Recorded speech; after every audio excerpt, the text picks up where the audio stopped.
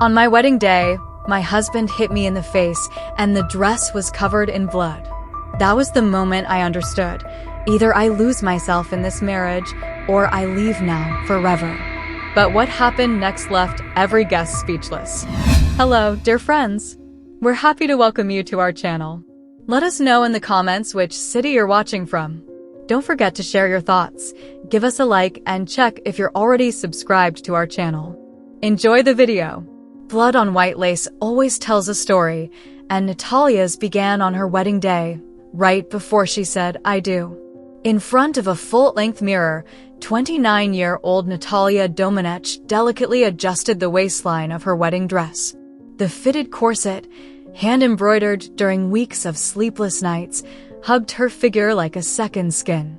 The pearls, sewn one by one onto the tulle, sparkled like dew caught in fabric. Her fingers, still marked with needle pricks, trembled slightly as they held the thread. She was an artist with a needle and thread. But no one in that mansion wanted that to show. The room, decorated in ivory tones with gold moldings and a Louis XVI-style mirror, looked like something straight out of a magazine catalog, yet felt as foreign as a stage set. It didn't smell like home. It smelled like pretension and imported perfume. From the window, she could hear the faint music of the string quartet tuning up in the hall. Violins elegant, emotionless. Just like the rest of that family. She had dreamed of this day since childhood, but never imagined it feeling so heavy, like everything was floating underwater, in slow motion. Her chest tightened with more than nerves. A feeling of confinement. A warning. If I stay, I'll lose myself forever, she whispered, staring at her reflection. The words barely left her lips, as if even the air wasn't meant to hear them. Then the door burst open. Helena Beaumont, her mother-in-law. She didn't bother announcing herself. Didn't even knock. She entered with that possessive air she reserved for things she considered hers. Standing at the doorway, she eyed the dress for several seconds, tilting her head with a smile too polite to be sincere. "Too bold for our family," she said, each word dripping with sweet poison. She walked slowly toward Natalia, like a stalking cat. "And those sleeves? That neckline so provocative. This isn't a Paris runway. It's a wedding. And not just any wedding, it's a Muller wedding." Natalia didn't respond.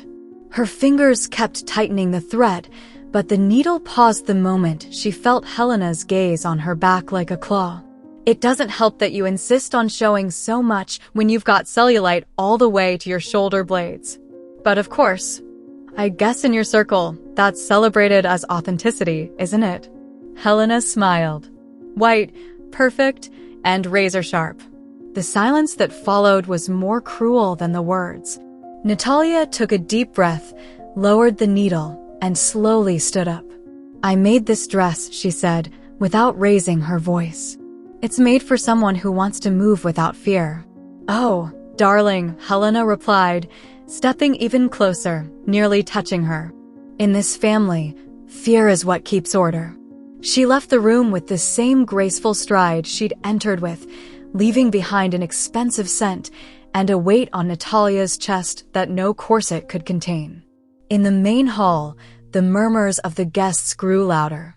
The ceremony was about to begin. Everything was cut glass, velvet carpet, and white flowers with flawless stems. So symmetrical it hurt. Adrian Miller stood waiting by the altar. His tailored tuxedo, his perfectly styled hair, the polished smile of a man engineered for success. While the officiant spoke of love, unity, and respect, Adrian glanced down. In his right hand, his phone. On the screen, a stock market app showing his company's chart with a pending sell order. Natalia noticed as she walked down the red carpet. One step, then another, each heavier than the last.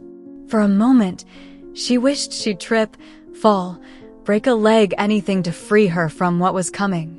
When she reached his side, Adrian looked at her, slid the phone into the inside pocket of his jacket, and whispered sharply, "Shut up and smile, or our whole future falls apart." She smiled. On the outside, Inside, something cracked. The vows were read. Hers, handwritten, spoke of shared dreams, of growing as equals. His, read without feeling, sounded like a contract, a corporate speech. Not a single mention of what she loved. Not a word about the atelier they both claimed to support. The ceremony ended. The applause was polite. The reception began like a perfectly timed machine. At the banquet, the U-shaped tables were filled with politicians, executives, and flawlessly made-up women. In the middle of it all, Valeria, Natalia's best friend, stood out with her authenticity, her emerald dress, and the eyes that saw everything. When Helena stood up to make a toast, the murmuring fell silent instantly. To the new Mrs. Muller, she announced, raising her glass of champagne. May she live up to the expectations that come with this name. Valeria cleared her throat, her sharp smile fixed on her mother-in-law. And may the Muller name live up to the woman who now bears it, she said, clinking her glass against Natalia's. Although, of course, that's a much harder thing to achieve. There was a ripple of surprise. Helena held Valeria's gaze for a second too long. Adrian didn't move.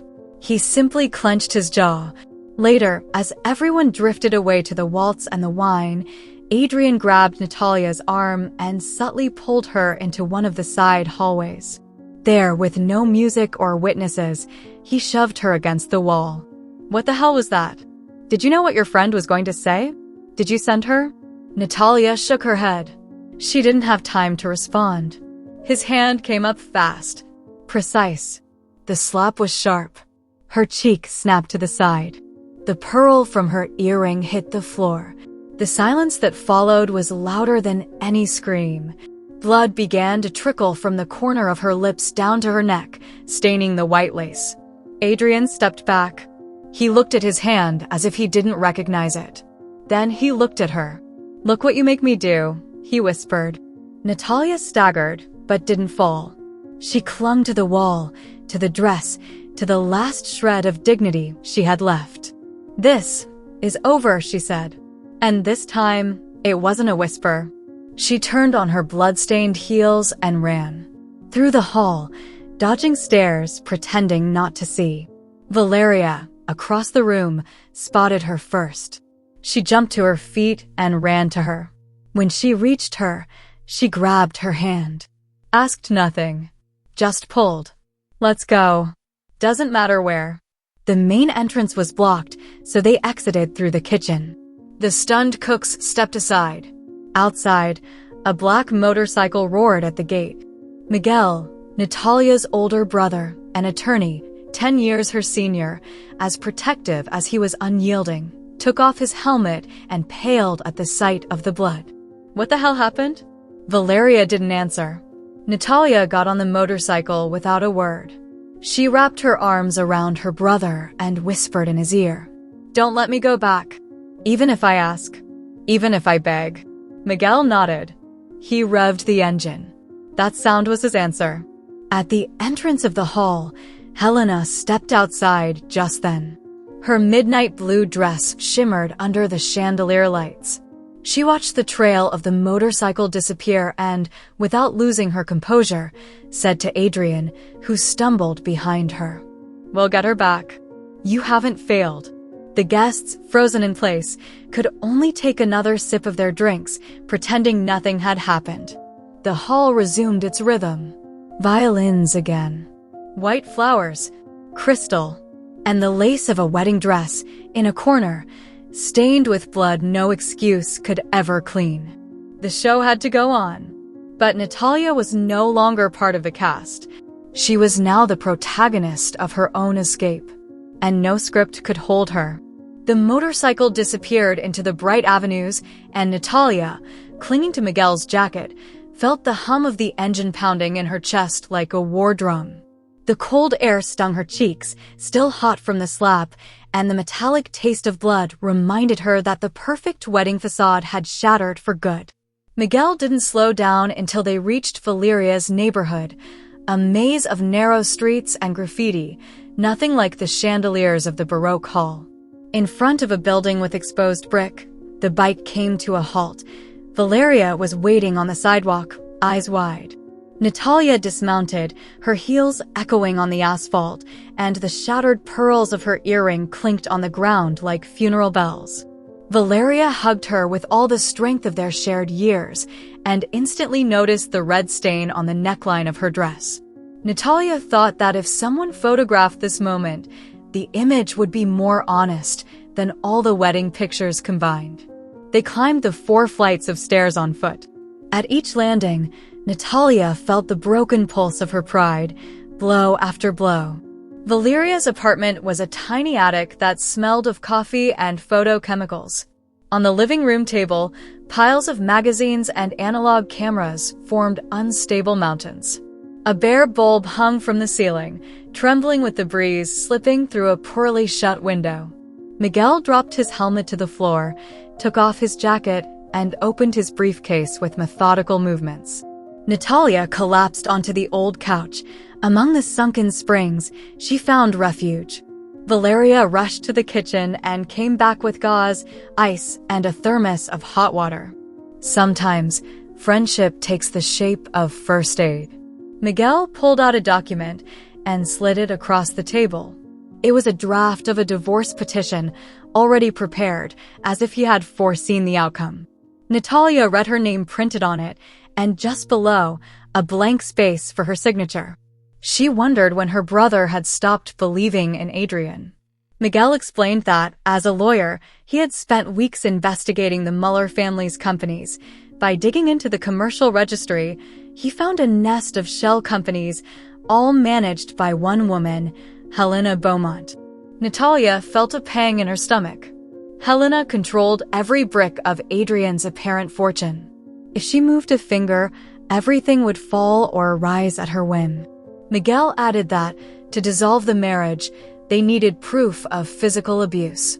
He glanced at the wound on his sister's mouth and said that the clinical photograph would be enough for the initial complaint. They also needed witnesses. Valeria stated she would testify without blinking. The conversation was interrupted when Natalia's phone vibrated. It was Adrian. The screen showed 53 missed calls. The silence thickened. Miguel took the phone, swapped the SIM card for a new one, and without asking, stored it in his briefcase.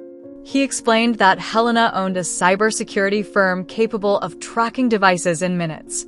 To stay one step ahead, they had to cut off any traceable connections. Natalia nodded, though the thought of erasing her digital life made her skin crawl.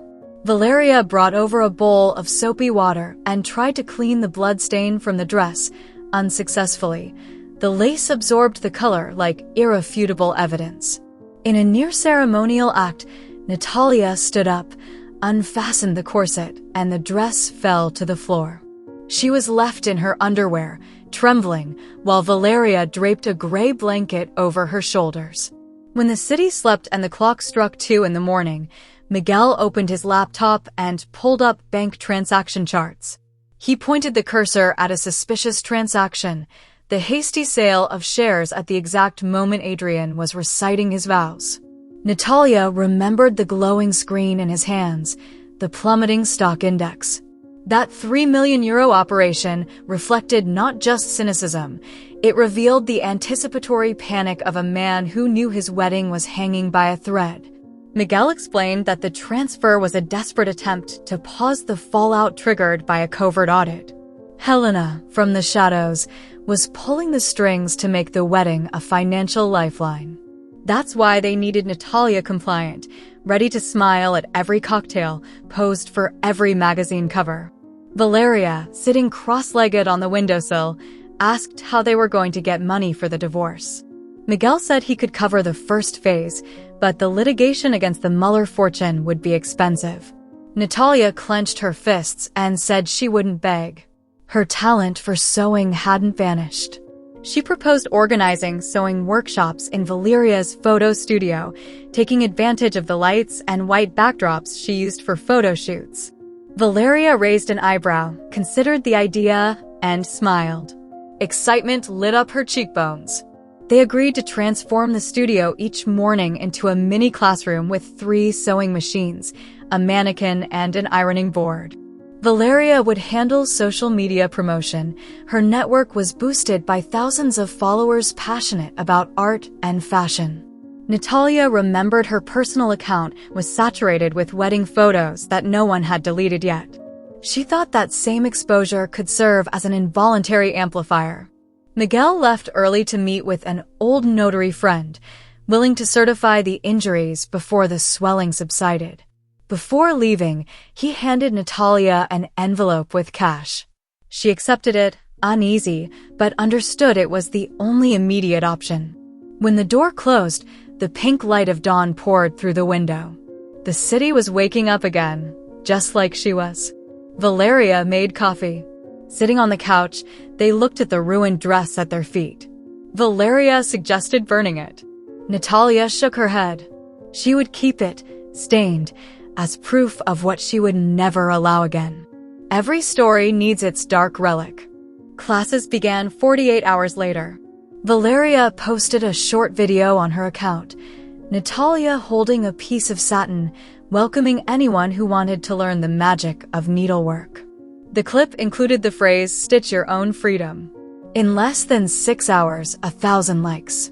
That same morning, 3 women arrived: a mother recently laid off from a warehouse, an architecture student who hated CD, and a gallery owner named Elisa Casals who loved textiles.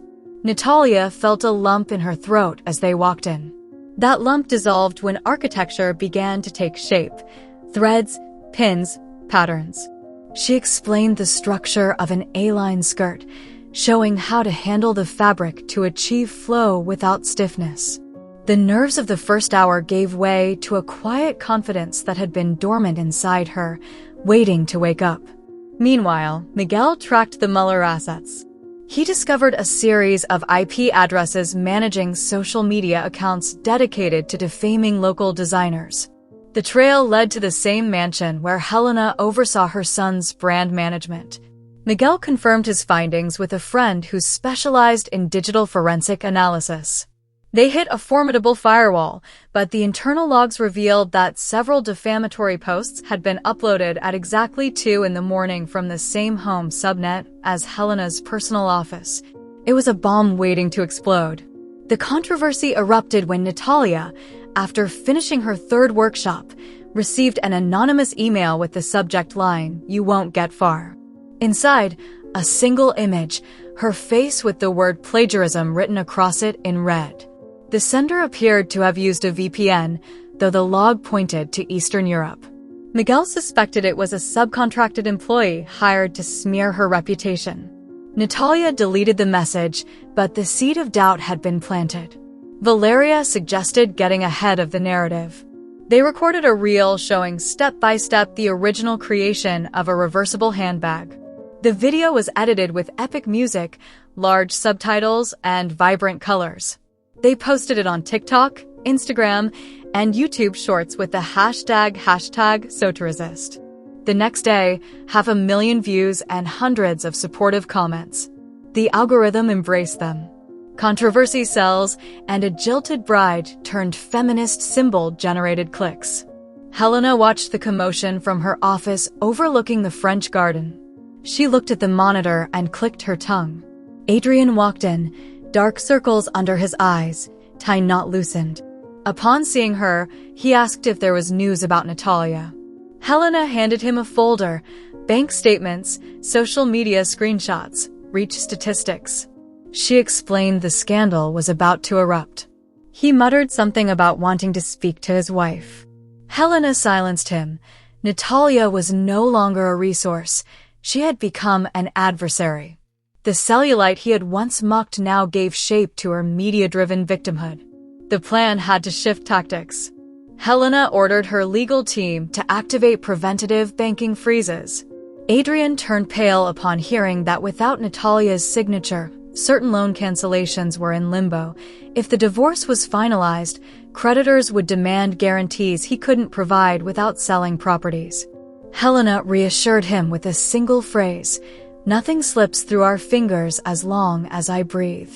The next morning, Natalia went to a central bank branch to apply for a small loan to buy industrial machines. She brought along a flawless business plan that Miguel had polished. A kind young man welcomed her and said the numbers checked out. 15 minutes later, he returned, apologizing. The system had flagged her application as high risk. Natalia frowned. She insisted. The employee called a supervisor. He explained that the applicant appeared to be linked to ongoing investigations for unauthorized use of protected designs, a serious concern for the bank's reputation. Natalia realized this was no coincidence. A flush of heat rose to her face, a mix of anger and helplessness. As she walked outside, traffic roared mercilessly. She clutched the folder to her chest like a broken shield. At a crosswalk, her tears mixed with the blare of car horns. When she arrived at the studio, she found Valeria laughing to herself in front of the screen. The video of the reversible bag had made it to the trending section. Advertising companies were reaching out for collaborations. Influencers were asking for interviews. Valeria gave her a thumbs up, but her smile faded when she saw Natalia's expression. She listened to the bank story, took a deep breath, and said, "No one wins if they control the checkbook." She went to a shelf full of vintage cameras, grabbed a Polaroid, and pointed it at Natalia. "Turn that way, toward the window. I need soft light." Natalia protested, but Valeria pressed the shutter. The photo developed slowly, revealing a raw portrait, loose hair, a gray blanket over her shoulders, the still pink wound at the corner of her mouth. Valeria held up the picture and declared that this would be the face of the crowdfunding campaign. Sometimes the streets fund what the banks deny. Miguel arrived at the studio with a thick briefcase. He took out a USB drive, plugged it into the TV, and screens lit up with tables of IP addresses, data flows linked to Beaumont Estate. Natalia swallowed hard. Miguel explained that data protection laws made immediate legal action tricky, but they could use the leak to apply pressure. He suggested riding the media wave and exposing the truth in a live interview. Valeria loved the idea, a live stream of confessions. Followers love transparency when it smells like real drama. Natalia felt exposed, but understood the power of the narrative. She agreed.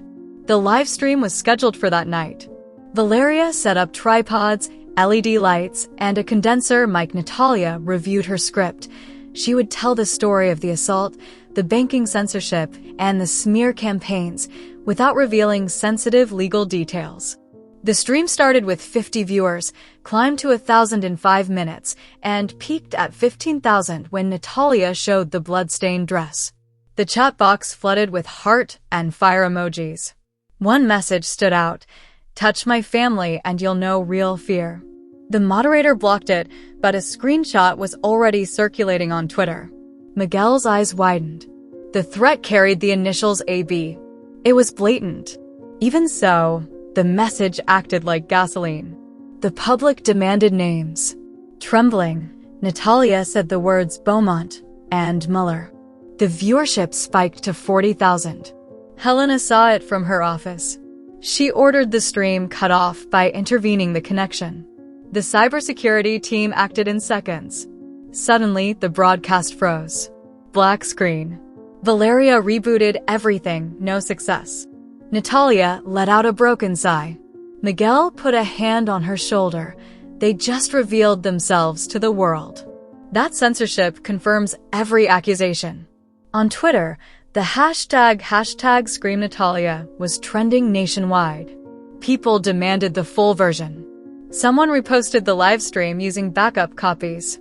Helena had spray painted her name in fluorescent paint across the dark.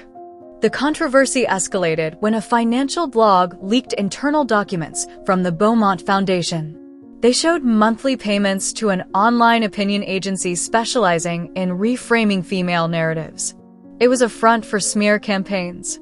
The blog didn't name its source. Miguel suspected a mole inside the glass palace. He remembered an old college friend who worked for the Beaumonts and owed him a favor.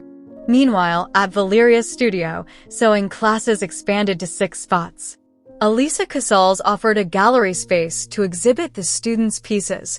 Natalia designed a logo, a bird in full flight made of interwoven threads.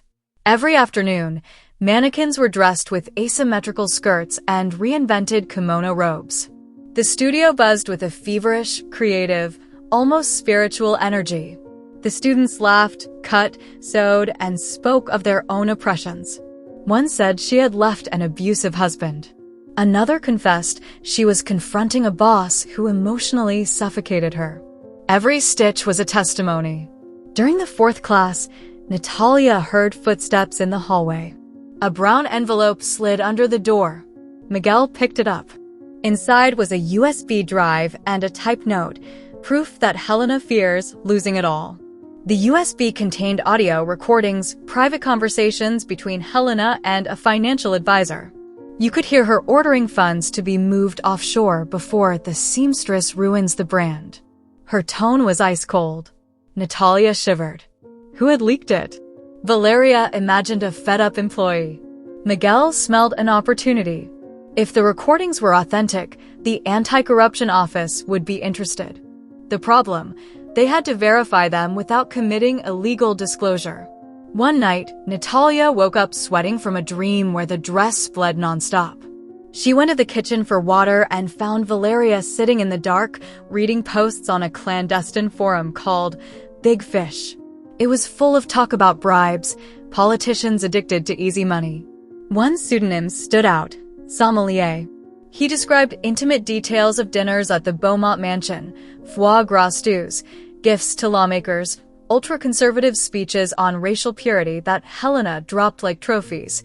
Valeria read aloud a fragment where the matriarch embraced one of those deputies who called immigrants from Natalia's neighborhood a burden. Helena's venom didn't stop at fashion. It reeked of elitist hatred. Natalia realized that this type of disdain, masked with expensive perfume, was more poisonous than any insult about her cellulite. Valeria concluded that exposing the racist angle would spark social outrage. Miguel feared a bomb like that could backfire, if not handled carefully. They decided to archive the information for now, but the scandal already had a fuse. Over the weekend, an unexpected message of support arrived. Victor, Helena's former bodyguard, explained in a message that he had seen the censored live stream and was willing to testify against his former boss. He claimed to have escorted politicians to illegal gambling houses and had witnessed Adrian forging signatures. Miguel arranged to meet Victor at a discreet bar. The ex-bodyguard arrived on time, wearing a cheap suit, his gaze tired. He recounted how Helena secured loyalty through veiled threats directed at the families of her immigrant employees. He showed photos of a basement with safes and identified the exact location. Miguel recorded the entire conversation. Natalia listened to it later, feeling each word loosen the chains holding her back just a little more. Back at the studio, Natalia found a letter in the mailbox from the court, an urgent conciliation summons filed by Adrian. In the bottom corner, the stamp of the judge who was Helena's friend. Miguel explained they were trying to fast-track the process to propose a settlement before trial. The goal was to protect Helena's reputation. The document included an abusive clause. Natalia had to publicly retract all allegations of abuse in exchange for a sum of money and silence. If she accepted, she would be signing away her own visibility. Natalia tore the paper into tiny pieces, threw them on the floor, and stomped on them with the ink-stained sole of her seamstress shoe. Valeria watched her, turned on the camera, and captured the act. She posted the photo with the caption, "This is what dignity sounds like." As the textile revolution gained traction, the Beaumont family ordered Helena's bank to freeze any account associated with the Domenech surname. Miguel received the notification.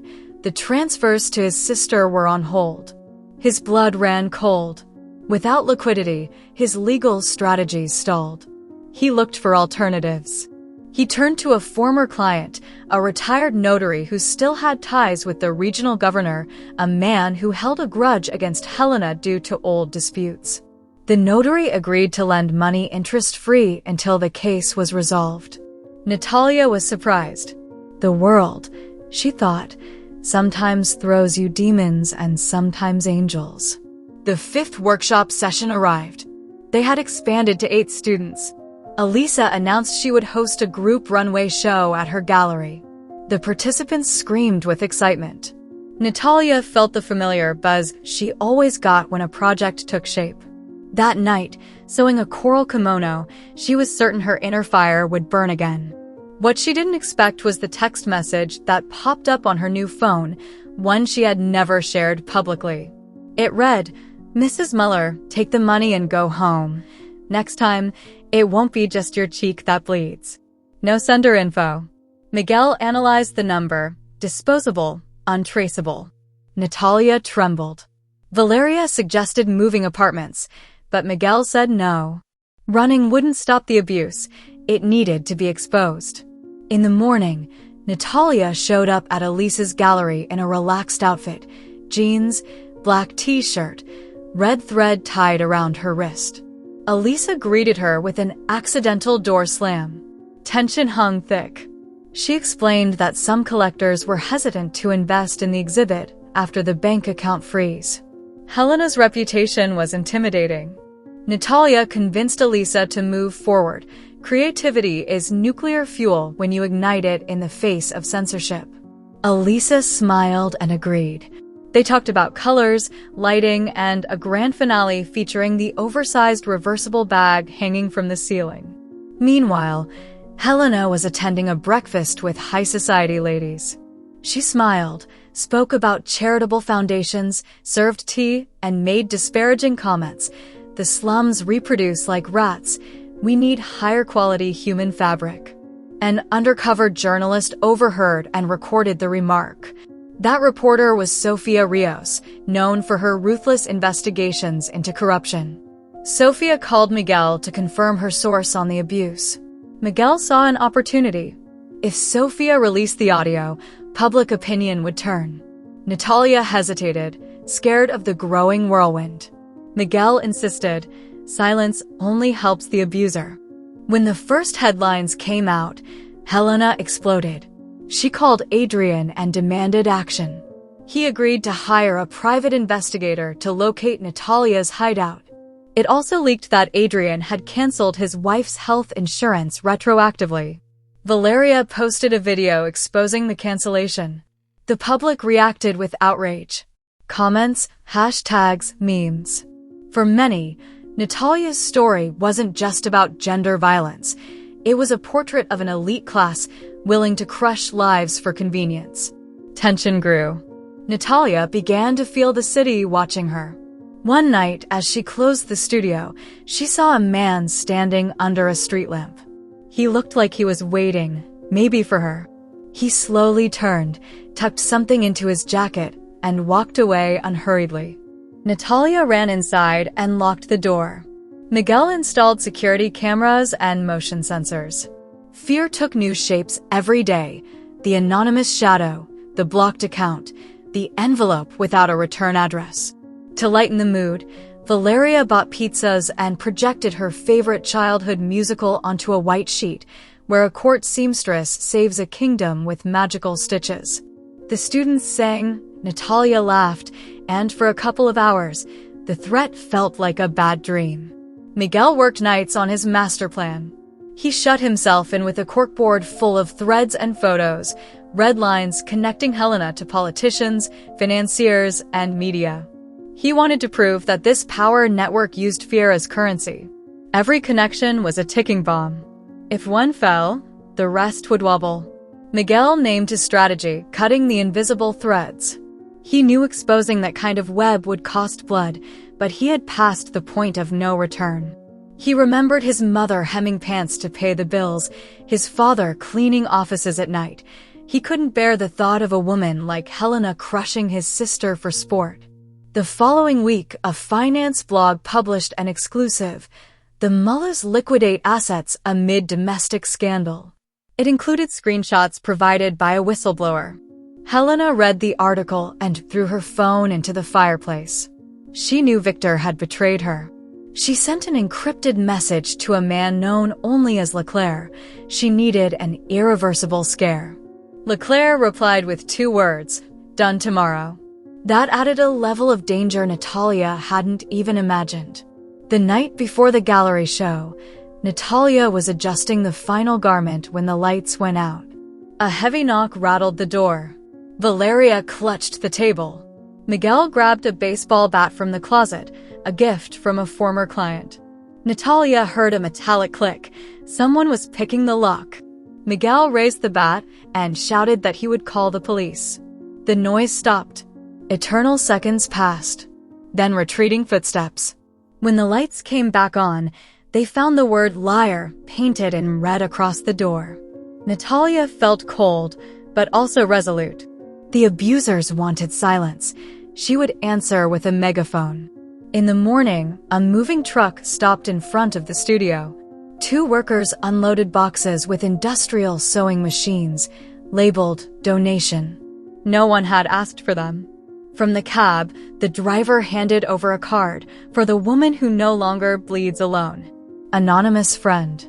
Natalia opened a box, a gleaming juki worth thousands. Valeria exclaimed that solidarity could also be clandestine. As they unloaded, Natalia again saw the man under the street lamp. She approached. It was Victor, downcast. He handed over an envelope. It contained the original recordings and a contract in which Adrian ceded his stake in Helena's company in exchange for a loan. Victor explained that if Adrian lost control, Helena would go down with him. Miguel arrived just in time to hear the former bodyguard's plan, leak the evidence to the financial press, trigger the shareholders' greed, and force the board to remove Adrian. Natalia thanked him and offered coffee. Victor revealed something else. Helena was taking medication to calm a paranoid disorder, and her functional medicine influencer had prescribed amphetamines disguised as supplements. That medical information, if leaked, could disqualify her from sitting on any board. Natalia wrestled with whether to use such personal data. Miguel opined that ethics were a luxury Helena had never afforded them. The discussion remained unresolved. Time was pressing. They had to set up the runway. Elise's gallery filled up before the doors even opened. Neighbors, journalists, students, the curious. Natalia wore a black outfit, wide-legged pants, and a vest made from recycled leather. On the back, she had embroidered the phrase, "I'm not your property." The first model walked out wearing the coral kimono. The lights reflected off the folds like flames. The music, a mix of dramatic strings and urban percussion, shook the air. Each step of the models displayed a piece crafted by the hands of women who until recently had doubted their worth. Applause swelled, cameras flashed. In the front row, Sofia Rios was taking frantic notes. Miguel stood filming the atmosphere. Valeria snapped photos with her Leica. At the peak of the event, Natalia came out holding her giant reversible bag above her head, a symbol of infinite resources. Then the gallery door burst open. A health inspector shouted that the venue was being shut down for lacking regulation emergency exits. Elisa argued. The audience grew restless. Natalia, microphone in hand, asked who had filed the complaint. The official hesitated and mumbled a name, Beaumont Foundation. The audience erupted in boos. Sophia was live-streaming. Overwhelmed, the inspector backed down and left without sealing anything. Natalia raised her voice. That attempt at censorship confirms the fear they feel toward free women. The applause roared through the room. As the crowd exited, Miguel received a message from the bank. His account had been unfrozen thanks to an emergency court order. He had managed to get an independent judge to recognize the link between the assault and financial manipulation. Natalia sighed with relief. It wasn't the final victory, but it gave her momentum. Valeria climbed a ladder and photographed the room filled with golden confetti bits. The image captured the essence of the moment. Brilliant chaos. At midnight, the group returned to the studio. The street smelled of rain. They climbed the stairs without turning on the lights. Upon entering, Valeria's projector turned on by itself. Helena Beaumont's face appeared on the wall. A live video. She wore a black dress, her hair pulled tight, eyes burning with fury. She spoke in a low, cutting tone. "Natalia, your show ends now. I'll give you one last chance. Come back before you destroy more lives." The feed cut. Silence fell. Natalia, voice trembling, spoke to the air. "Life is rebuilt, not destroyed." Miguel closed the laptop. Valeria hugged Natalia around the waist. Outside, thunder signaled a storm. As raindrops hit the windows, Natalia realized fear no longer guided her steps. Now she walked with just enough rage to drive change and enough tenderness to not turn to stone. The shadows still lurked, accounts were still frozen, and doors still creaked with threats.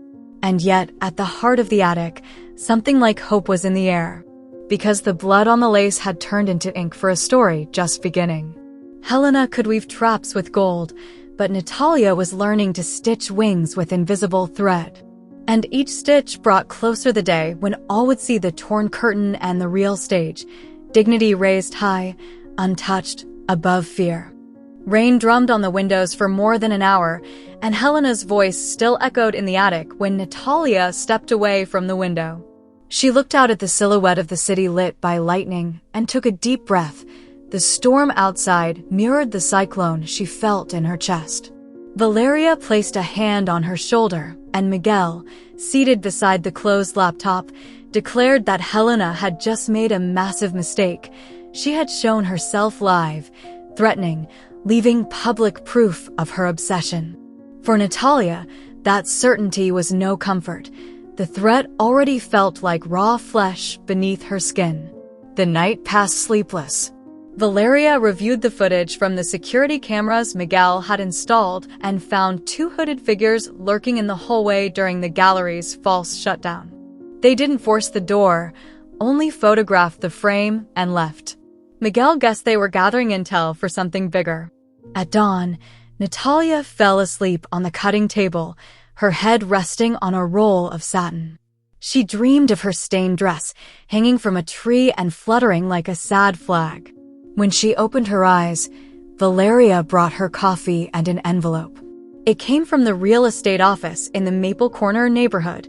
The owner of the old abandoned space had agreed to rent it for a symbolic fee for a year. Elisa Casals had intervened, arguing that a cultural project would attract visitors and revitalize the area. Natalia felt a tingle of gratitude. That space, with its peeling walls and layers of dust, was a tangible chance to root her dream. Miguel proposed they go immediately, before Helena could interfere. They grabbed their jackets and headed out. The space was 10 minutes away on foot, a gray facade with a cracked storefront and graffiti of black ink birds. Inside, the air smelled of old wood and moisture, but the beams seemed solid. Large windows filtered light through cobwebs, and the vaulted ceiling evoked an old-time clandestine workshop. Natalia ran her fingers across the floor, touched broken tiles, and whispered that this was where Phoenix would be born. Valeria photographed every corner for a new teaser video. Miguel called an electrician friend who agreed to install everything within 24 hours. When they returned to the studio, they found Sofia Rios at the door. The journalist had published that very morning, on an investigative digital platform, the audio of Helena calling poor neighborhood residents a plague. She had hesitated until the last minute, but after receiving hundreds of anonymous threats, she decided to expose the matriarch's blatant racism. The article went viral. Sofia showed Natalia the reactions. Community groups were calling for a demonstration in front of the Beaumont mansion. The news quickly reached national television. Pressured, Helena announced a press conference to clear her name. She hired a crisis consultant, a young man with a plastic smile named Dario. He wrote her a speech in which she blamed stress and manipulation. Adrian appeared beside her, ashen-faced and silent. Behind the cameras, Victor, now working with Miguel, recorded every gesture. He captured Helena's twitching fingers tearing at her suit pocket, a revealing tick of anxiety. When it ended, the press fired questions about the frozen video showing her threat to Natalia. Helena claimed it was a deepfake made by feminist hackers. The excuse sparked laughter on social media and fueled the outrage. The scandal spread like a virus. That same afternoon, Natalia, Valeria, and Miguel signed the lease for the space. Elisa brought paint, rollers, and brushes. The students showed up with gloves and masks. Together, they cleared old shelves, scraped mold, and sanded columns. Every hammer blow released pent-up anger. During a break, they sat on the floor eating cold pizza. Miguel received an alert. The judge handling the domestic violence case had summoned Adrian to testify within 48 hours after Natalia's medical report on her bruised cheek was validated. Valeria toasted with a paper cup. Elisa said her gallery was already booking a new runway show. Natalia smiled shyly. From the doorway, Victor said there was something to see. He showed them a phone screen, a bank transaction, 50,000 euros transferred from the Beaumont Foundation to a Brussels-based company. According to him, the company belonged to Leclerc, a man involved in arson for insurance schemes. Natalia felt a knot form in her throat. Miguel asked Victor for the evidence to get ahead of it. As night fell and the others left, Natalia stayed alone in front of the shattered display window. She inhaled the dust floating in the lamplight and decided to work a few more hours. She turned on a speaker and played soft piano music. She began sketching a coat design inspired by bat wings. The neighborhood silence felt kind. Midway through a seam, she heard a creak near the back. She approached and saw a shadow running away. She stepped into the alley but couldn't make out the face. Back inside, she found a still warm cigarette and a business card that read, "Let yourself be saved." It had a number. She decided to keep it, even though every muscle told her to throw it away. The next day, Miguel installed smoke detectors, cloud-connected cameras, and an alarm panel. The students sorted fabric scraps by color. Natalia, climbing a ladder to paint a beam, felt a surge of exhaustion mixed with excitement. Elisa burst in waving a flyer. Public television wanted to cover the transformation of the space as an example of urban resilience. Natalia blushed. The camera, she thought, had become an unexpected ally. That afternoon, Sophia showed up with boxes of coffee and pastries. She brought news. The municipal inspector who had tried to shut down the gallery was under investigation for falsifying reports. A disciplinary file linked him to regular payments from the Beaumont Foundation. Natalia dropped her brush and clutched her chest. The power chain behind Helena seemed like a many-headed monster, endless. Sophia reminded her that stirring snake nests requires cold blood and witnesses. Before closing, Miguel asked Natalia if she felt strong enough to testify at Adrian's preliminary hearing. She said she'd go, even with paint on her face. That night, while showering at her brother's apartment, she rehearsed her statement, described the slap, the threatening words, the pain, the escape. She thought about the shame, the urge to downplay it, and finally remembered the bloodstain on lace. No filters. She stood still under the water, letting the memory sting like soap on a wound. On the morning of the hearing, the courthouse was packed. Protesters with signs against gender violence surrounded the entrance. Miguel and Natalia walked through the colonnaded hallway, flanked by police officers. Adrian arrived escorted by 2 lawyers and Dario, the consultant. The air smelled of expensive perfume and fear. Helena didn't attend, citing a severe migraine. During questioning, Adrian claimed the slap was an involuntary reflex and that he loved his wife. His voice trembled just enough to sound convincing, almost theatrical. The prosecutor asked how he felt upon seeing the blood on the dress. Adrian faked a sob, and the judge frowned. Natalia took the stand. Her hands trembled, but her voice was steady. She recounted Helena's humiliation, Adrian's command, the slap, the escape. When she described the metallic taste of blood, the lights seemed to dim. The room murmured. Dario gave a faint smile, confident that male tears would be more persuasive. Then the prosecutor introduced a USB drive with the video of Helena making threats in the penthouse and the leaked audio planning the withdrawal of funds. The judge turned her head, surprised. Adrian lowered his eyes. The defense objected. The judge admitted the recording as evidence of continued intimidation. She summoned Helena for the next session. Natalia stepped down from the stand with jelly legs, but a blazing heart. Outside, a reporter asked Adrian whether the foundation had hired a professional arsonist. Adrian choked and ran to his car. The cameras followed. A video went viral, Adrian pushing a cameraman, shouting classist slurs, and spitting. The public reputation of the Mueller brand plummeted. Helena released a statement saying her son was suffering from severe anxiety caused by his manipulative wife. Sophia published a rebuttal titled The Dirty War of a Dynasty. The hashtag Phoenix Seamstress surpassed 1 million mentions. With pressure mounting, the Beaumont family escalated their actions. The next night, Natalia closed the shop at 11. Miguel stayed late working in his law firm's accounting office. Valeria left to develop film, and Natalia decided to continue pattern drafting with the newly set up mannequins. At 2, she smelled gas. She checked the main valve. It was shut. She opened the door to ventilate. Then she heard a snap. A flash of flame raced along the wall like a glowing snake. Fire licked the thread spools, climbed the fabrics, and within seconds, the workshop turned into an orange inferno. Natalia backed away, coughing. The ceiling groaned. She ran toward the back exit, but flames blocked her path. Thick smoke mixed with plaster dust. She remembered the emergency rope Miguel had installed in the window and, half blind, pulled it. The glass shattered. Sparks burst like fireworks. She threw herself into the alley, rolled on the rain-soaked ground, and felt the heat on her back. Neighbors screamed. Sirens wailed in the distance. Amid the shadows, she saw a fleeing figure, a broad man, dark jacket, cap. She tried to stand, but her body didn't respond. The firefighters took 8 minutes.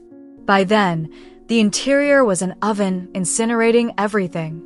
Miguel arrived on his motorcycle, braked hard, and ran toward his sister, lying on a thermal blanket. The fluorescent green uniform of a paramedic pulsed with red flashes. Natalia mumbled that no one was inside. Miguel hugged her, smelled the scorched hair. Valeria showed up in a taxi, crying loudly. Elisa arrived, clutching her chest. Sophia was filming with her phone, tears running down her face without ruining the shot. The fire painted the sky orange. As foam sprayed from the hoses, an officer approached Miguel. "We found this in the rubble," he said. It was a gold ring with a tiny ruby and the initials HB engraved inside. Natalia recognized the exclusive design. Helena used to brag that her Milanese jeweler had made it from metal salvaged from a Norman church.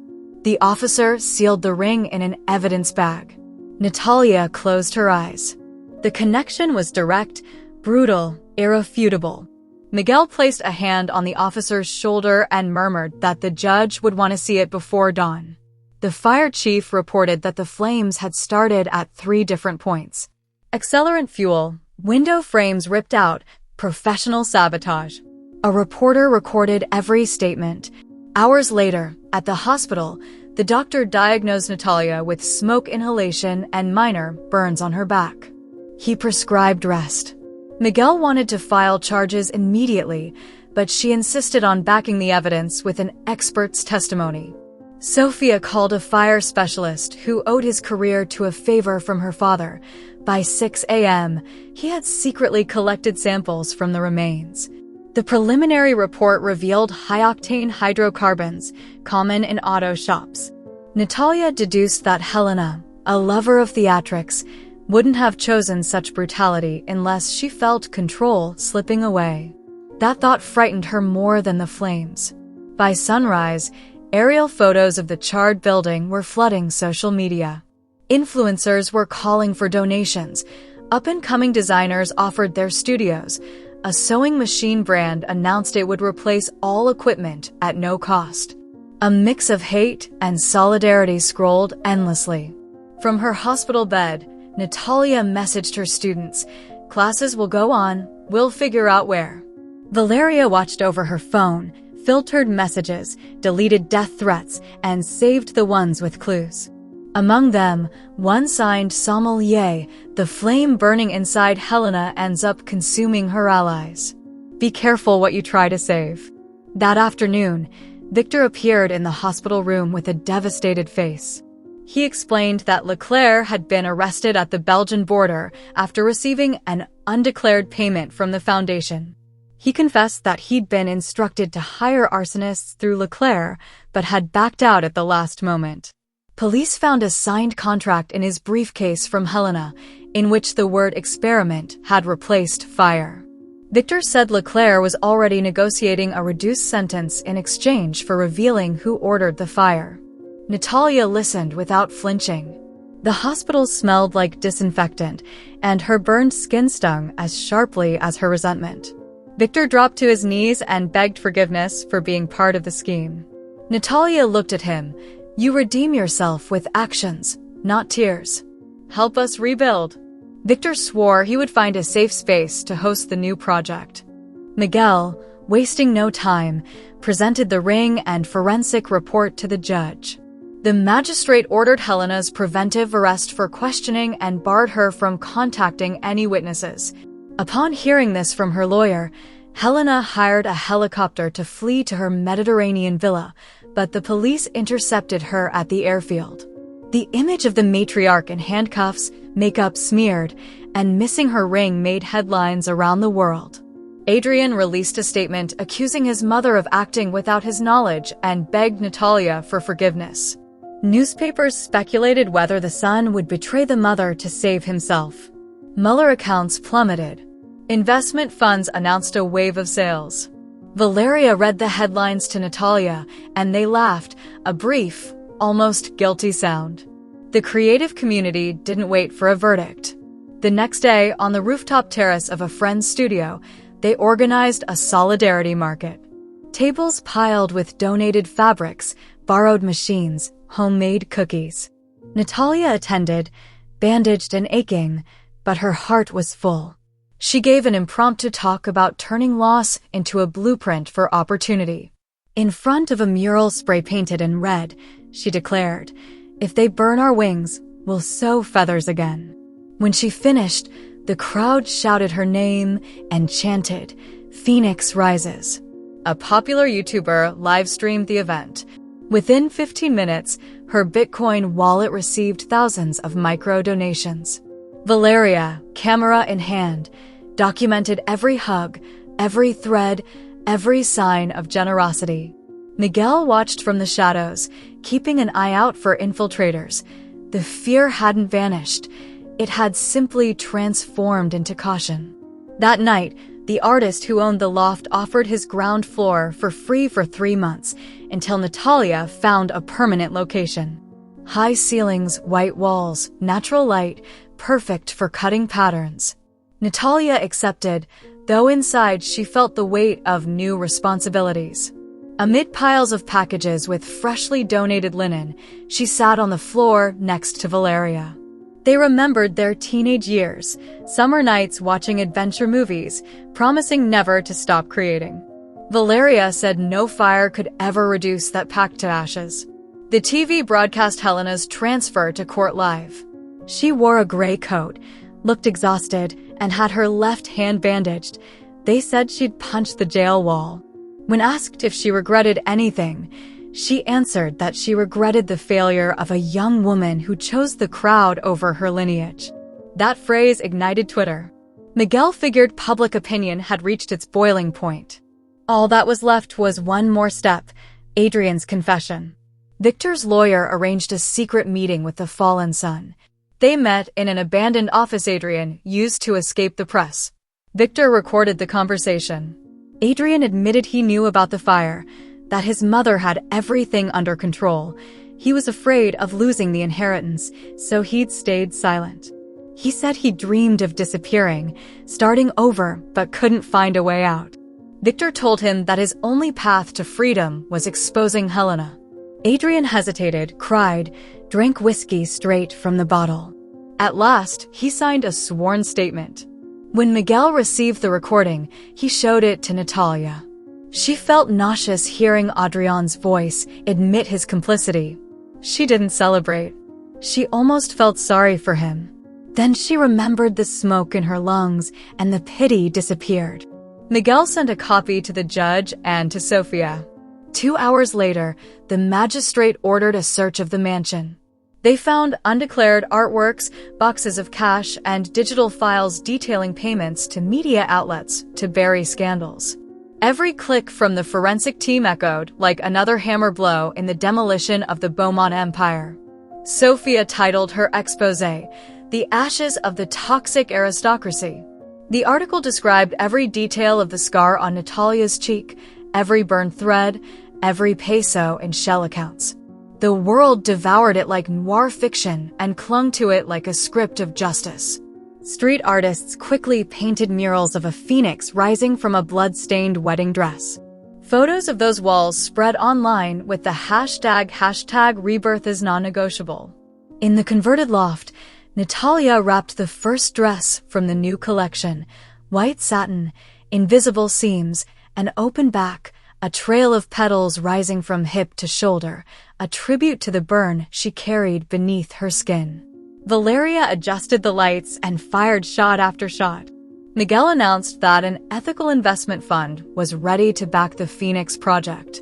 Exhausted, Natalia leaned her forehead against the fabric and gave silent thanks. Elisa planned an intimate opening. Victor watched the door with an earpiece. Sofia edited a 30-minute documentary using never-before-seen footage. The night before the launch arrived, Natalia remained alone in the workshop, checking hems, when her phone rang. Blocked number. She answered. It was Helena. Her voice, broken, nearly unrecognizable, said she was getting out on bail and the story could still shift. She offered a deal: destroy the proceedings, pay $1 million, and disappear from public view if Natalia dropped the charges. Natalia replied calmly, without raising her voice, "You burned everything I cared about, and something greater bloomed from the ashes." "I won't negotiate my voice." Helena whispered one last phrase, a blend of twisted affection and veiled threat. "Be careful what you wish for, because it might come true." The call ended. Natalia set the phone on the table, took a deep breath, and finished sewing the hem, each stitch a perfectly aligned heartbeat. Outside, the storm had passed and mist rose over the streets, the same mist that once clouded her will. Now, as she looked out the window, Natalia saw the loft's lights glowing like a beacon. She thought that darkness did not own her fate. It merely tested the strength of her light. The past smoldered on the scorched floor of a former shop. Yes, but the future pulsed through every fiber of the new studio. As she positioned the piece on the mannequin, a distant melody played from an old record player, an anonymous gift left that afternoon, her mother's favorite song. Natalia smiled and opened the door so the sound could fill the hallway. She knew, without vows or promises, that morning would bring more threats, legal actions, and headlines, but nothing would stop the intimate, almost sacred ritual of stitching hope back together with her own hands. The melody from the record player still echoed through the halls when the city awoke. Natalia closed the studio at 7 and walked to the nearby plaza for air. Rounding a corner, she ran into Sofia, who held a steaming coffee. The journalist lowered her voice and showed her a leaked invitation draft on her phone screen. Museum of Modern Art, Charity Gala, sponsored by the Beaumont Foundation, broadcast live on 3 networks. Despite her arrest, Helena was still listed as an honorary guest because the event had been organized months before. Sofia saw the flicker of an idea in Natalia's eyes and only asked if she planned to go. The seamstress replied with 2 words, "Surprise show." Valeria and Miguel arrived at the loft with bags of bread and wine. Natalia laid out a bold plan to present an iconic piece made from remnants of the fire in front of all Helena's sponsors. There wouldn't be an official runway, but they could turn each museum's step into a stage. Miguel, ever pragmatic, warned that security would try to stop them. Sofia replied she had enough press passes and would register them as lighting technicians. Valeria let out a nervous laugh. The mere image of the matriarch watching the phoenix rise before her donors fueled her. Victor burst in with a black briefcase. Inside were copies of banking documents obtained after Adrian's confession, wire transfers to offshore accounts, fake invoices for a senator's cosmetic procedures, checks made out to media companies. Miguel reviewed them like an artist inspecting sketches and said it was time to call the Mueller, Beaumont Company board. They decided the strike had to be simultaneous. Natalia would take the audience's breath away, Sofia would broadcast the documents live, and Miguel would send them to the anti-corruption prosecutor. The days leading up to the gala became a frenetic choreography. Natalia designed a cape dress from blackened tulle and white satin, reconstructing scars with each stitch. As it moved, the burnt fabric revealed a deep red lining. Valeria recorded 20-second clips for Instagram without revealing the full piece. The algorithm rewarded the mystery, and followers speculated about a phoenix appearance on the red carpet. Newspapers, sensing blood and spectacle, flooded columns with gossip. Meanwhile, in the Beaumont mansion, Dario advised Adrian on how to survive the earthquake. The sun, weighed down by dark circles under his eyes, skimmed over collapsing stock prices and asked if it was worth attending the gala.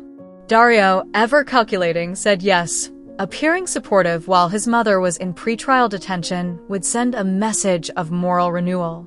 What he didn't know was that the bomb was already ticking. Helena's ring appeared on every talk show. It symbolized the physical proof of the fire. Commentators debated whether the ruby was real or glass, whether Mrs. Beaumont had lost her mind, or whether it was all a social revenge conspiracy. On the morning of the event, Natalia wrapped herself in silence and dressed in linen pants, a blue shirt, and canvas sneakers. The cape dress traveled in an opaque garment bag. Miguel carried another briefcase with an encrypted laptop, USB drives, and backups. Sofia tuned her camera, and a lapel mic. Valeria brought analog film rolls for her Leica, a living metaphor that memory can't be erased with a click. Elisa took the back seat, repeating like a mantra that all great art is born from risk. At the museum's back door, a guard asked for credentials. Sofia smiled, handed over 3 passes under the name Horizontal Light Collective, and wished them luck. They passed through hallways where techs adjusted lights and servers placed trays of hors d'oeuvres. The walls displayed neon installations sponsored by Helena's companies, luminous ironies about beauty and purity. Natalia felt a chill when she caught her own blurred reflection in a fractured mirror, part of a sculpture titled Executive Narcissus. The gala began with a silent auction of digital art. Guests sipped French champagne and chatted about the sensational headlines: Helena's arrest, the potential bankruptcy of the family company. Adrian arrived in a tuxedo, his bow tie poorly tied, and presented a multimillion-dollar donation for the restoration of a children's wing in a private clinic. Sofia turned on the live stream on her channel. The chat was on fire. Viewers were sharing screenshots of Adrian's tense face. In a makeshift backstage area, Natalia adjusted pins on the chosen model, a science student working as a waitress who had agreed to be part of the act. Her name was Laura, and she was trembling with excitement. Miguel set up his laptop in the sound booth and discreetly connected a cable to the main projector. He rehearsed the sequence of incriminating images. Victor wandered through the halls looking for financial journalists, ready to whisper the scoop at the exact moment. Valeria crouched beside a modern sculpture shaped like a wire mesh and adjusted her camera lens. Everything seemed synchronized, except for one unforeseen piece. Lucas, Valeria's ex-boyfriend, a freelance photographer hired by the foundation, appeared wearing a VIP badge. When she saw him, Valeria swallowed hard. Her body tensed as she remembered the months he had isolated her from friends under the pretense of protecting her from jealous people. Lucas greeted her with an ambiguous gesture. He walked over and, in a friendly tone, said that Helena had asked him to capture every face at the gala. Valeria responded with an icy tone he pretended not to notice. On the main stage, a master of ceremonies asked for attention. The lights dimmed, and a string quartet began playing a piece that blended Vivaldi with electronic percussion. Adrian stepped up to the microphone and delivered lines about redemption and philanthropy. Natalia waited at the side of the grand central staircase. When Adrian mentioned the need to support projects that protect the integrity of our culture against waves of populism, Sophia clicked, switching the live feed from her inserted camera to the museum stream. Within seconds, thousands of viewers online were watching the gala as if it were a film festival red carpet. Miguel pressed a key and the projector flickered. For half a second, a table with the word offshore was projected on the wall. The technical team thought it was a glitch and switched back to the welcome screen. No one in the room seemed to notice, but Sophia's chat exploded with warning messages. Miguel muttered, "Test passed." Natalia swallowed and held Laura's hand. From her corner, Valeria aimed her lens at the staircase. The MC announced a musical interlude and the lights focused on a violinist. That was the signal. Natalia released the cover and the black cape slid off. Laura emerged in the garment, her face painted with silver shadows. She began descending the steps, the train of the dress unfurling like solid smoke. Guests whispered. Laura stopped on the central platform. Then, with a rehearsed gesture, she unfastened an inner strap and the cape opened, revealing a red lining and burned fabric scraps transformed into glowing petals that hung and swayed like still embers. A murmur turned into applause. Adrian stood frozen. Sophia panned her camera to the audience. The live chat hit 100,000 viewers. Valeria captured the exact moment Adrian's face went pale. Seeing the attention shift, Miguel pressed the second key. On the screen behind the model appeared a document with the foundation's logo and the phrase Industrial Fuel Purchase, Project F. The projection lasted 5 seconds before a technician cut it. Long enough for guests' phones to capture the image. Voices began asking what it meant. The violinist stopped playing. The MC tried to joke, but swallowed hard. From the back, Lucas raised his camera and shouted, "Fire purifies, right, Adrian?" The words hit like a stone. Valeria turned, camera to her chest, mouth open in silence. Lucas smirked and added, "Tell them who paid for the gas that nearly killed your wife." A security guard approached to silence him, but Lucas shoved past and kept recording. That shattered the order. Guests rushed to the exits, phones held high. Adrian looked to Dario for help, who was sweating and speaking on the phone. Sophia activated the ambient audio and her audience heard the shouts. Miguel initiated the final sequence. On the projector appeared a video of a drunken Adrian confessing to being complicit in the fire. His face was clearly visible next to a signed statement. The museum turned into a hive of voices. The projector was forcefully turned off, but a few seconds were enough for the video to spread on Twitter. From their tables, people shouted, "Criminals."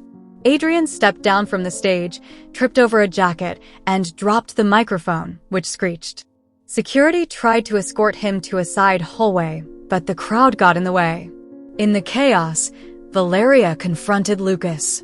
He looked at her smugly, but she raised her voice and, without hesitation, revealed that Lucas had also been involved. He had been paid to photograph the workshop after the fire and send blueprints to Leclerc. Some guests overheard. Lucas tried to cover her mouth, but Victor appeared. His mere presence, broad and imposing, made the photographer step back. Valeria's public revelation added a vital piece. It proved premeditation and a network of accomplices. Sophia zoomed in on Lucas, who was covering his face, and the image burned into collective memory. The police arrived thanks to an anonymous call sent 5 minutes earlier. When the uniforms appeared, Adrian collapsed inwardly. Victor pointed the officers to where he was hiding behind an LED-lit screen. The guards handcuffed Lucas, and as they took him away, Valeria trembled but kept the camera steady. When the officers moved toward Adrian, Dario raised a hand, trying to negotiate. An officer pushed him aside. Adrian looked up at Natalia, who was watching everything from the balcony with the model beside her. His tuxedo no longer held symbolic weight. It looked like a poorly chosen costume. With a broken voice, he pleaded, "Natalia, tell me you're not going to allow this." She leaned over the railing and replied, "You didn't destroy me. You forged me."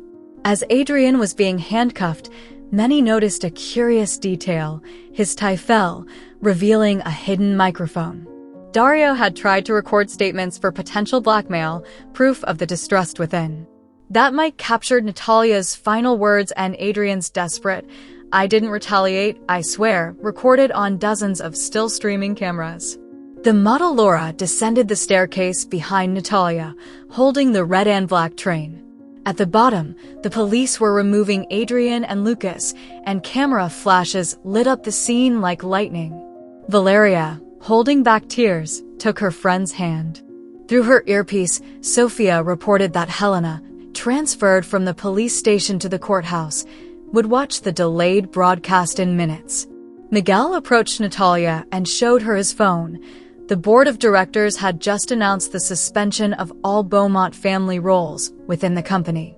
Hours later, in the courthouse's security room, Helena appeared before the camera as legal reviewers replayed the viral videos. Her face twisted. In the hallway, the examining judge formally presented her with new charges: criminal association, coercion, embezzlement. Helena didn't react immediately. Her eyes traveled to the screen, showing her handcuffed son. For the first time, she looked fragile. She pressed her lips together, lifted her chin, and tried to preserve her dignity as officers led her toward the testimony room. On the way, she muttered to herself, "The family doesn't break, it regroups." A guard overheard and wrote it down. By early morning, the museum, now nearly empty, still smelled of ash and spilled champagne. Natalia and her team spoke quietly among the columns, still dressed as technicians. Victor handed Laura her coat, and the student cried, moved. Elisa hugged Miguel, proud to have lent her artistic influence to something greater than sales. Valeria mentally processed everything that had happened and, unexpectedly, began to laugh, a nervous, cathartic laugh that spread to others. Natalia looked around and realized the victory wasn't a finale but a threshold, a new hallway, not lined with red carpet or velvet ropes, but a concrete floor ready to be built upon. They stepped into the back courtyard, and a light drizzle cooled the air, heavy from hot lights. In the distance, the sirens faded. Sophia pointed her camera at Natalia and asked what message she would send to other women who feel like their voices aren't enough. Natalia ran a hand through her hair, thought of the bloodstain, the workshop's embers, and her mother's voice, and replied, "Your voice is a needle. It may seem small, but it pierces seams no one else can open." The line was recorded, and Sophia's chat filled with heart and thread emojis. Police arranged for the detainees to be held in separate cells. Miguel learned that Adrian would spend the night trying to negotiate. Helena would wait until the next day for her first formal hearing. In the chaos, Dario vanished, but a reporter saw him get into a taxi, the license plate linked to a propaganda consulting firm, and it would later leak that he had flown to Dubai. Lucas, in cuffs, made incoherent statements about misunderstood love and revenge, feeding sensationalist headlines. At dawn, Natalia returned to the loft with Valeria and Miguel. They entered slowly, as if afraid to wake up old memories. The red and black train of the dress lay across the cutting table, dewed and damp.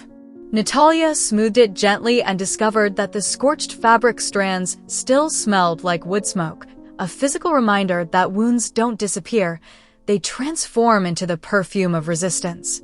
Valeria pulled out her Leica and snapped the final photo of the day. Natalia from behind, lit by a ray of sun, caressing the dress that had defied her executioner. Miguel hung up his jacket and opened his laptop. Phoenix's website had crashed due to heavy traffic. The crowdfunding campaign had far surpassed the goal needed for a new space. Natalia sat on the floor, exhausted, and rested her head on Valeria's shoulder. Victor started the coffee maker and, setting aside his past as a bodyguard, confessed he planned to start an organization to escort women in judicial processes facing retaliation. Sophia, in a quiet voice, spoke about a longer documentary to explore the patriarchal networks that use fashion as both castle and prison. Each project was a spark. At 6 o'clock, Natalia picked up her phone and saw a new message from Helena's number. "We'll meet in court, daughter." She looked at Miguel, showed him the screen, and her brother replied calmly, "Victories are stitched there too." Natalia smiled, not with arrogance, but with the serenity of someone who knows Ash from the inside. She looked up at the beam where sketches of new collections hung and whispered something only Valeria heard. "This is the chapter where fear loses the thread." Valeria squeezed her hand like a seal. The sun rose, filtering through the skylights, bathing the whitewashed walls. Natalia felt its warmth on her skin and thought of Adrian's mother's absurd words about social purity.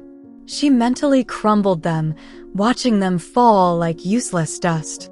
On impulse, she climbed onto a chair, grabbed chalk, and wrote on the studio's main wall, "Dignity isn't ironed, it's worn with wrinkles." Everyone clapped and laughed. Miguel pulled out his phone and made a meme in seconds, launching the phrase online. Elisa opened a bottle of wine saved for extraordinary occasions and poured it into plastic cups. They toasted to wrinkles, to flames, and to wings reborn. Hours later, while the team slept on improvised mats, Natalia remained awake, sketching the silhouette of a genderless outfit inspired by armor and freedom. The pencil moved almost on its own, drawing fine lines that crossed like rivers in a delta. Each stroke shortened the distance between pain and form. Outside the window, the city murmured that nothing is ever the same after a fire and a round of collective applause. In the now-empty museum room where the scandal had echoed, a worker found a golden feather from the red and black cape on the floor. He kept it, not knowing that from now on, every symbol would carry stories of fire and courage. Natalia put the pencil down, closed her eyes, and listened to the dizzy stillness of dawn. Helena, she said to herself, may promise legal storms and maybe fierce winds will come, but the flames had already told their truth. She remembered her mother's whisper in the courthouse hallway, "The family doesn't break, it regroups." Natalia thought that was true, only now her family was a mosaic of survivors, photographers, journalists, lawyers, models, sudden patrons, and anonymous followers weaving an invisible giant across the network. There was no possible retreat from an army of interlinked hands. As the sun broke through, Miguel woke and saw his sister still drawing. He approached and asked if she wasn't exhausted. She replied that exhaustion was now an ally. It reminded her she was alive and functioning. Miguel laid a blanket over her shoulders. Natalia, without lifting her eyes from the sketch, declared that the next fashion show would be called The Fall of the Titans, and it would close with a projected phrase, "Fear burns, dignity grows." Miguel nodded, kissed Natalia's crown, and returned to his mat.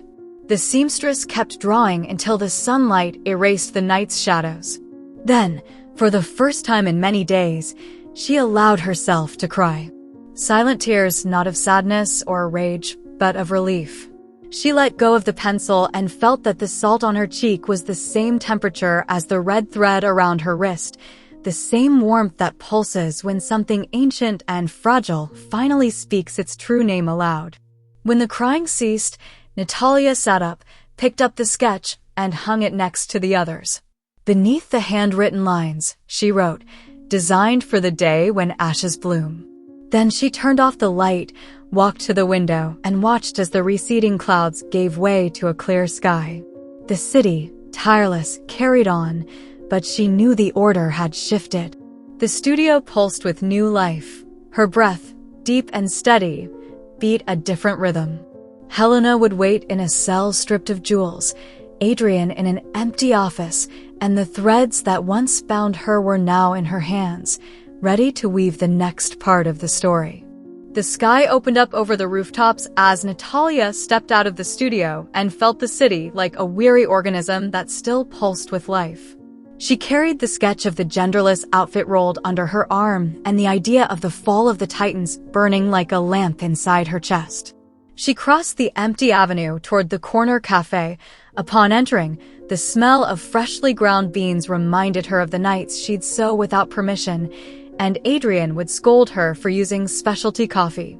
She paid without checking the change and waited as the machine hissed. Next to her, two students discussed a trending hashtag from the early morning. Hashtag Phoenix Rises was still #1. One of them claimed that Natalia Domenech was the heroine this decade needed. He read aloud her quotes in a solemn voice. She listened without revealing her identity, and an unexpected warmth ran through her skin. When the barista handed her the cup, the seamstress turned, crossed paths with her own thoughts, and knew the final battle was beginning. On the cafe radio, a host reviewed the headlines. The prosecutor's office had formally charged Helena Beaumont and her son and requested pretrial detention without bail. An emergency board had appointed an interim CEO outside the family. The company's stock dropped 7% at market open. A columnist argued that the fall signaled the end of aggressive dynasties in fashion. The words echoed against the fogged-up window, but to Natalia, the media noise now served as mere background. What truly mattered was the launch of Phoenix, set for the following week. The lease for the new location was signed, the industrial machines were arriving that afternoon, and the crowdfunding campaign had surpassed the amount needed to remodel it using recycled materials. The public demanded a celebration, and Sophia suggested a street performance fashion show, free to attend, with red threads distributed so each guest could tie one around their wrist as a promise. Miguel was waiting in the loft surrounded by boxes. He had been sleeping in shifts, surviving on leftovers and instant coffee while tracing the foundation's money trail. When Natalia walked in, her brother looked up and announced that the judge had approved the precautionary seizure of 5 properties. It was only a matter of hours before Helena lost control of her assets. Natalia sat down at the cluttered table. That legal victory didn't erase the exhaustion, but it laid a balm over old wounds. Miguel examined the final boutique's blueprints, drawn with pencil and ruler on graph paper. He asked if she still planned to include a permanent classroom for the students. She said yes, though she would expand the mission. She was planning a scholarship program for victims of violence. Miguel gave a toothless smile and turned back to his screen. Within him simmered a sense of calm that decades of litigation had never granted. Valeria burst in with a folder of black and white photographs. She showed a series taken the night of the museum event. The flaming cape, Adrian's contorted face, Helena's haughty expression on the TV screen. She proposed a traveling exhibition whose proceeds would go to Victor's NGO.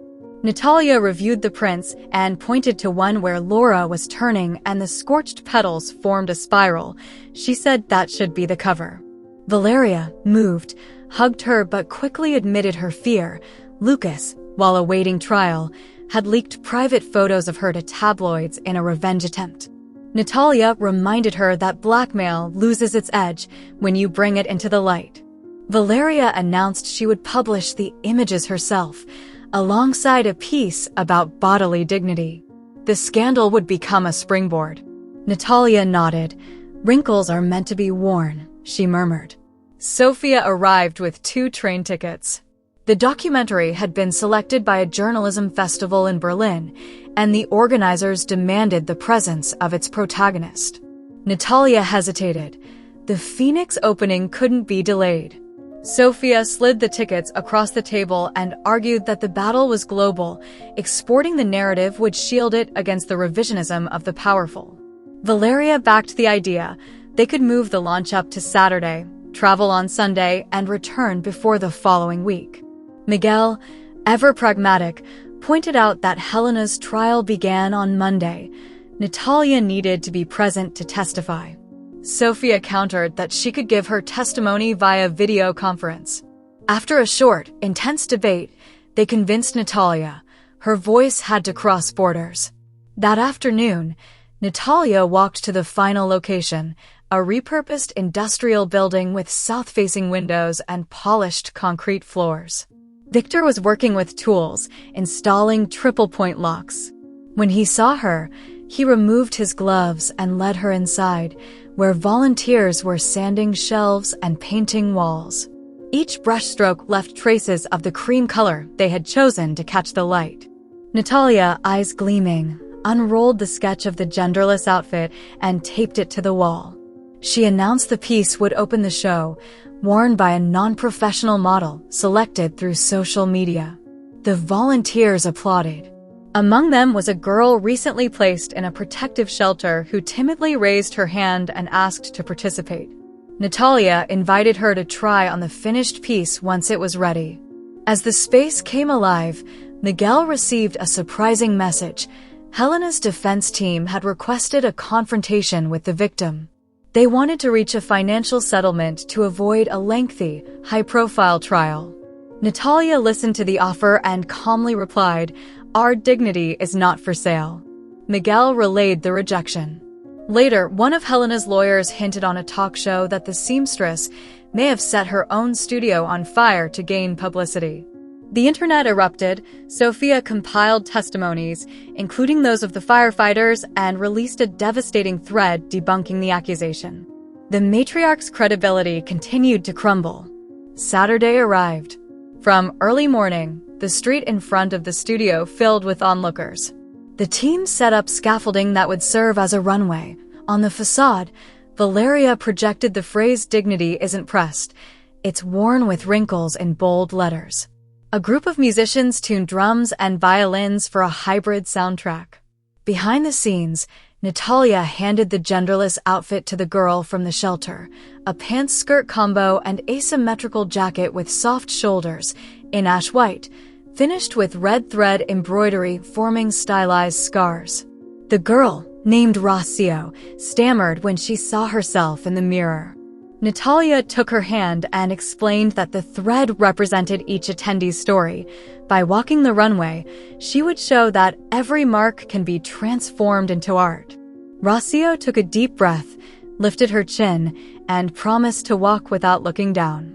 Miguel, wearing an earpiece, synced the stream to a robust server. They had prepared for up to 1 million simultaneous viewers. Sophia launched the live broadcast minutes before the event. The feed showed the line of people wearing red thread bracelets, Valeria's murals, and the expectant buzz in the air. Among the crowd, fashion journalists took notes, influencers narrated every moment, and several survivors of violence held signs protesting against silence. Victor patrolled with other volunteers wearing reflective vests labeled Phoenix Team. In one corner, Natalia's mother appeared with Pavel, carrying homemade sweets. She had been distant for years, ashamed of her poverty compared to the opulence of the Beaumonts, and now her presence restored a missing piece. At exactly 7 o'clock, the lights dimmed and a spotlight lit up the scaffold. A drumbeat echoed, then a violin rose in broken notes. Rocio stepped out through the door, walked confidently, and her jacket caught the light, scattering silver reflections. Each red scar looked like a newborn star. The crowd held its breath. Rocio stopped in the middle of the runway, turned, and raised her arms. 2 panels fell from the back of her jacket and unfolded into translucent wings printed with photographs of the fire and small embroidered phrases. "I write with fire, I stitch with wind, I fly with truth." The audience erupted in applause and cheers. Behind her, the students walked the runway in garments inspired by her story. Skirts made from old tablecloths, jackets from donated school uniforms, dresses combining velvet and recycled plastic. Each model carried a sign with a single word: resignation, bridge, rage, dream, curl, echo. With each step, Natalia stood to the side, her hand over her heart. Valeria took photos, eyes brimming with tears. Sophia switched between shots of the runway and the ovation. Miguel monitored the chat. Messages poured in from 5 continents, viewers sharing their own struggles. At the end, Natalia stepped onto the stage. She wore a simple lilac jumpsuit and, at her waist, a belt woven from the remains of her stained wedding dress. Holding a microphone, she spoke, and the street fell silent, save for the low hum of the cameras. In a clear and steady voice, she thanked every person who painted, donated, sewed, protested. She spoke about the word rebirth and said it wasn't a miracle but a daily act of patience. She denounced the structural violence of privilege and announced a textile cooperative that would exclusively hire women in the process of breaking free. She ended with an invitation: tie the red thread to your wrist and promise never to mock someone else's dream. The crowd responded by linking their threads into an improvised net, raising their arms. The live stream ended with over 1.2 million viewers. Immediately, an online store sold out of the t-shirts printed with the phrase. Natalia returned inside amid hugs. Miguel was waiting with unexpected news. The court had denied Helena's request for parole. The judge ruled there was a risk of witness tampering. Natalia was speechless, leaned against the wall, and felt a wave of adrenaline drain from her body. Her mother arrived, hugged her, said she was proud and had never had reason to doubt her. Natalia apologized for growing distant, and the woman smiled. Stitches come loose, but they can be basted again. That night, the team slept in sleeping bags on the workshop floor, exhausted. At 3 a.m, a burst of street fireworks woke them. They ran out, fearing an attack, only to find the neighborhood celebrating the mayor's resignation.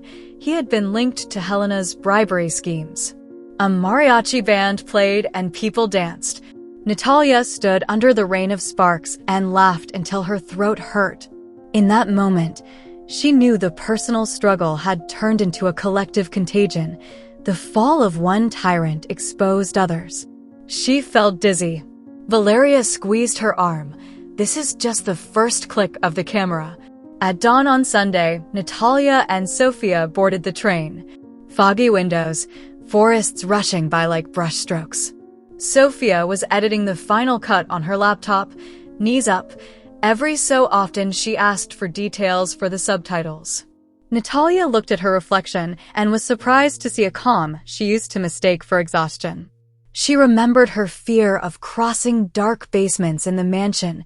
She compared it to her decision to travel to another country to tell her story and understood the scale of her journey. Sophia handed her headphones and played her mother's favorite song. Natalia closed her eyes, listened to each note, and allowed herself to feel nostalgia without guilt. In Berlin, the festival hosted its guests in a cutting-edge hotel where the hallways smelled of wood and leather. The documentary premiere packed the theater. Journalists, activists, independent designers, and a handful of haute couture figures pretending to ignore their vibrating phones. The projector cast the image of the blood-stained wedding, then the fire, then the ruby ring. The audience held its breath. When the recording of Adrian's confession played, some covered their mouths. At the end, the screen showed the runway, the girl with wings, and Natalia's voice. "Your voice is a needle." The ovation was long and sharp. After the screening, a representative from an up-and-coming German firm offered Natalia a licensing deal focused on ethical textiles. She asked for time to think. It was important to preserve her independence. During the Q&A session, a fashion critic asked whether turning trauma into spectacle trivialized tragedy. Natalia replied that ignoring tragedy only perpetuates it, and that art is a mirror that also cuts. The critic fell silent. A social investor raised their hand and offered seed capital for the cooperative. The momentum continued. Sophia, radiant, received a special jury award for narrative courage. She used the mic to read tweets from women writing in shelters. She dedicated the prize to them. Natalia felt pride and fear at once. The responsibility was growing like an unstoppable plant.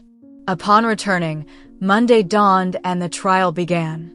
Natalia appeared via video conference from a room set up at the embassy. She testified in a steady voice. The judge treated her respectfully and the defense barely interrupted. Helena, in the courtroom, was unusually silent. Her lawyers had advised her to yield. In an unexpected turn, the matriarch asked to speak and, against all odds, admitted to the events of the fire, calling it a moment of maternal madness. She tried to soften it, suggesting she only meant to scare, not kill. The prosecution presented medical reports and emails that proved premeditation. Helena's face crumbled. Headlines read that the queen of fashion had fallen. At the end of the session, the judge ordered pretrial detention with no privileges, pending oral proceedings. Adrian, from his separate cell, was sending letters asking for forgiveness. Miguel leaked one in which he blamed his mother for his failures. The tabloids tore the fallen heir to pieces. Dario was located in Dubai and investigated for money laundering. Lucas accepted a plea deal to reduce his sentence. He handed over emails that incriminated a senator. Every thread of the once profitable network was unraveling. Sophia wrote articles by day and edited videos by night. The story was becoming a documentary series. 2 months later, Phoenix launched its spring collection in front of the boutique among newly sprouted trees.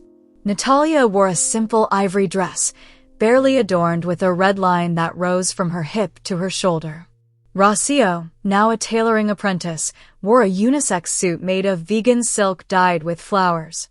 The cooperative now had 15 employees, most of them from dismantled sweatshops. Victor served as head of security and mentor. Miguel was supporting legal proceedings for other victims of abusive elites.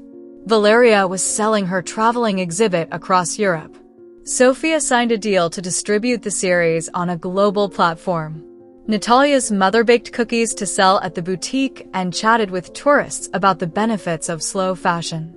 As the sun set, Natalia climbed up to the rooftop. The noise from the street reached her in a muffled hum.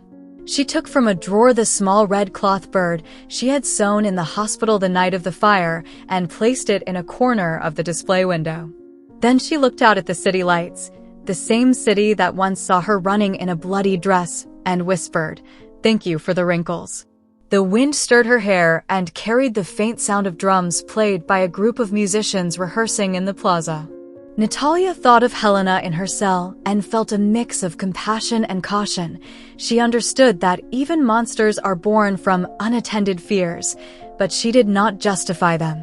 In her mind, the scars of her story aligned like constellations. In the workshop, Rocio practiced invisible stitches on a scrap of fabric, Valeria cleaned her camera lens, Miguel signed papers in silence, and Sophia edited a video with subtitles in 5 languages. Each one held a thread of the new tapestry. When Natalia came down from the rooftop, everyone looked up. She murmured, "The eternal runway begins, the one of everyday life." They turned on the lights. The workshop glowed in cream and red. The mannequins looked like guardians, and on the facade, Valeria's mural read, "Ashes aren't swept away, they are cultivated." Night moved on. Natalia, standing at the cutting table, slid the scissors across green linen. Amid the fabric's crackle and the steady breathing of her people, she realized the end wasn't a closing. It was a repeating beat that welcomed a new melody. She picked up the first piece of that new pattern and raised it. The dust specks danced in the light like sparks from a fire already tamed. A spontaneous applause filled the workshop and spread beyond the walls, traveled across networks, crossed oceans, and reached the screens of those still looking for strength to break free from their chains. And so, with the final invisible stitch secured at the edge of the fabric, Natalia let the thread fall, smiled, and felt that, at last, her whole life was sewn with a firm backstitch that no storm could undo. If you enjoyed this story, I invite you to leave a comment sharing how it made you feel. If you've gone through a similar experience of deception, I'd love to hear your valuable opinion. Don't forget to let me know which city you're watching this video from. I'd be honored if you give it a like, share it with a friend or family member, and subscribe to the channel. Don't miss the next amazing story that's appearing on your screen right now. We've got guaranteed entertainment made just for you. See you in the next video.